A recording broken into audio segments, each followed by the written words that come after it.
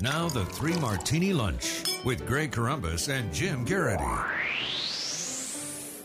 And welcome, everyone, to the Tuesday edition of the Three Martini Lunch. Along with Jim Geraghty of National Review, I'm Greg Corombos of Radio America. Good, bad, and crazy martinis for you today as usual. And we start, of course, with the good and more on Jonathan Gruber. He's been the good, he's been the bad, he's been the crazy over the past several days. And today, he's back in the good. And this is a video that's been known about for the past few days, but Jim seems particularly relevant in light of the president yesterday obviously trying to distance himself, saying some advisor who was never on our staff, why is anybody paying attention to this? Well, in an interview with PBS, Jonathan Gruber explains just how closely he worked with the president on one of the key taxes that are in the bill. What we did a lot in that room was think about, how could we make this work? And Obama was like, he's really a realistic guy. He's like, look, I can't just do this. He said, it's just not going to happen politically. The bill will not pass. How do we manage to get there through phase-ins and other things? And we talked about it. And he was just very interested in that topic. And once again, that ultimately became the genesis of what's called the Cadillac tax in the health care bill, which I think is one of the most important and bravest parts of the health care law and doesn't get nearly enough credit. But, of course, the president said there weren't any taxes in there, so factor that clip in with all the others that we heard about in the president's lame denial. Here's Ron Fournier of National Journal, who actually likes the law for the most part, talking about how this has really damaged not only Obama in the eyes of the American people, but government in general. The problem is the central attribute you have to have as any leader in any walk of life, but certainly in government, is trust. And this president has destroyed the credibility of his administration, himself, and government itself. So I think in the long run, as somebody who would like to see this bill work, I think they've really undermined it. And it's going to be harder to defend it. Jim, the evidence just keeps piling up in our favor here. It means we still got snookered, but means we're finally seeing the light here. Yeah, and so Ron Fournier is the kind of guy that deserves some applause for recognizing what's going on in front of him right now. And I think it's safe to say that he's speaking pretty forcefully about it. I mean, he's destroying confidence and trust in government. He's not mincing any words there. The problem, that Mary Catherine Hammond made this point, and maybe when I see him next in the green room, I will tweak him a little bit about this, that many of us were saying this all along. And, neither he nor many of his allies in the media were paying any credence to that. They basically thought, where are these crazy right-wingers making these claims? And now, everything we were saying, Obamacare, does include a tax. It is causing plans to be canceled. People can't keep their job. We are broadly and widely vindicated. And the folks like Ron Fournier of the world really ought to re-examine their knee-jerk skepticism of us. And then from this, notice that now it's like, it's going so wrong.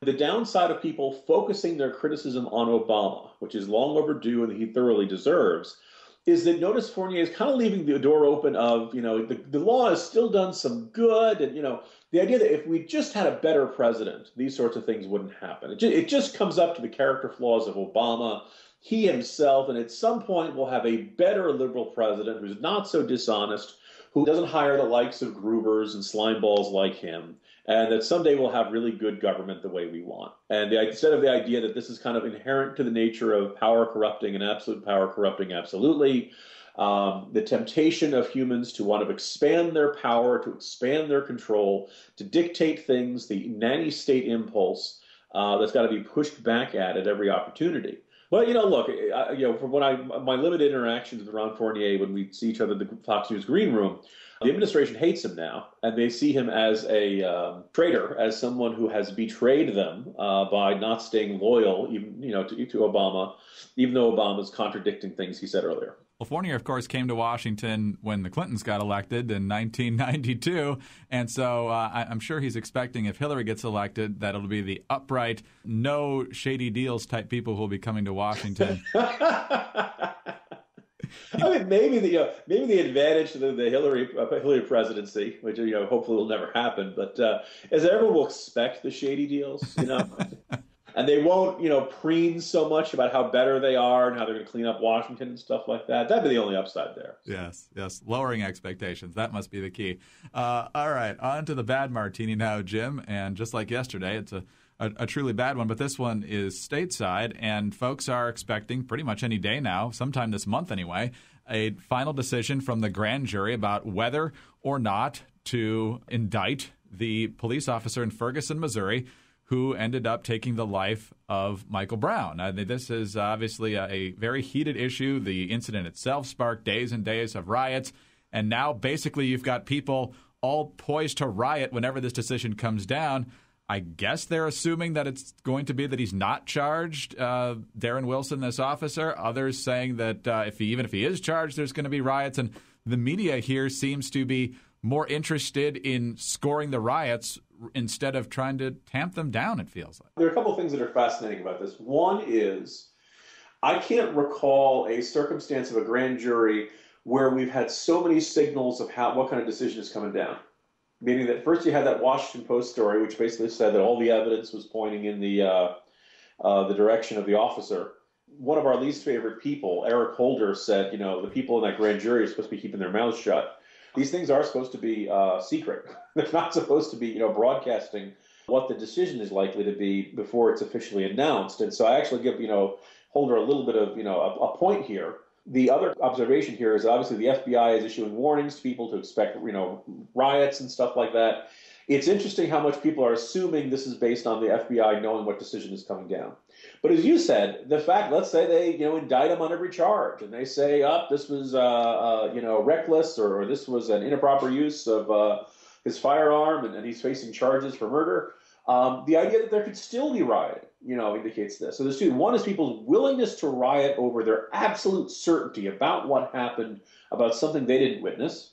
And then the second observation suggests that some people just want to riot, that this isn't really tied to their, sense of great injustice or some sort of broader moral cause. It's simply that they know there'll be a lot of anger over this, and they're going to use this opportunity to break a store window and get a big screen TV. And it's just kind of an appalling bit of disrespect for others, disrespect for property rights, disrespect, the idea that, something bad has happened, so I'm allowed to steal from my neighbor is such a appallingly arrogant approach to these sorts of things. I think there'll be a lot of people who began this process very wary of the Ferguson police and believing that, they were overreacting to some of the earlier protests are now going to say, look, police are going to do what you got to do in order to restore order to this community, because it seems like there are some really bad actors out there who just want to cause chaos and steal stuff. All right, on to the crazy Martini now. And the only poll that we've seen so far in this Louisiana runoff race is a Republican internal poll, which could be a little bit rosier than reality. But nonetheless, it's a 16-point gap for Bill Cassidy over Mary Landrieu,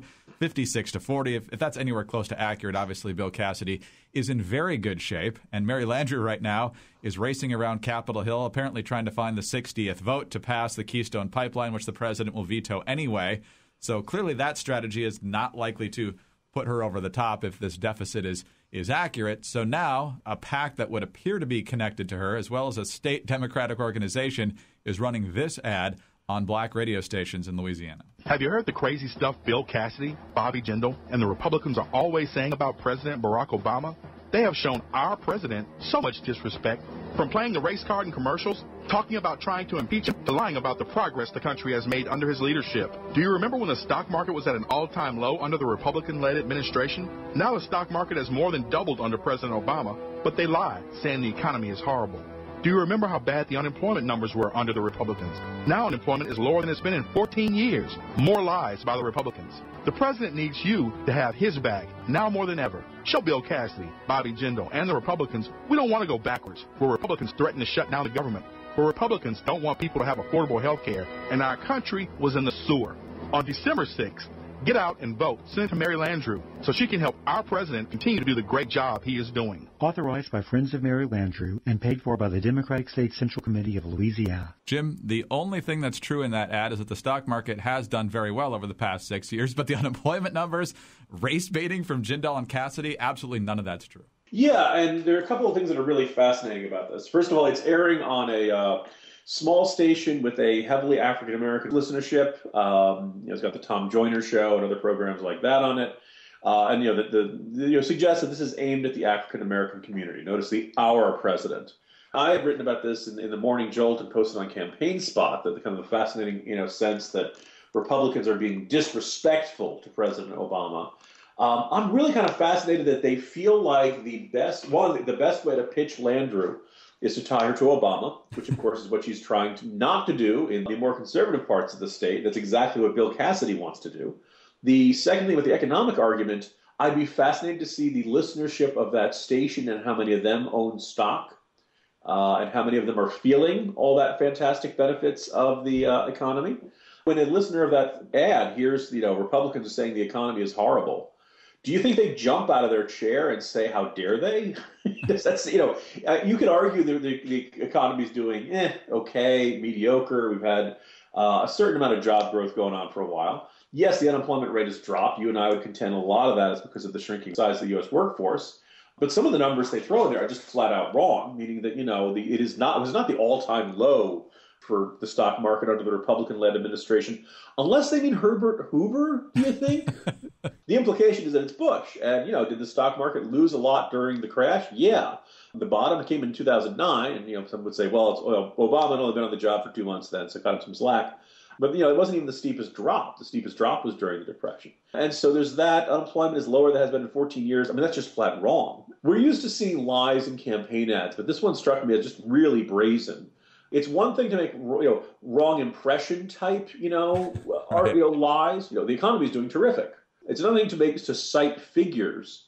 They're just flat false. And I guess the idea is that it makes the argument seem stronger, even though it's made up. I don't think it'll work. I think as you point out that internal poll from Republicans, not that far out from where she was in the first round on Election Day.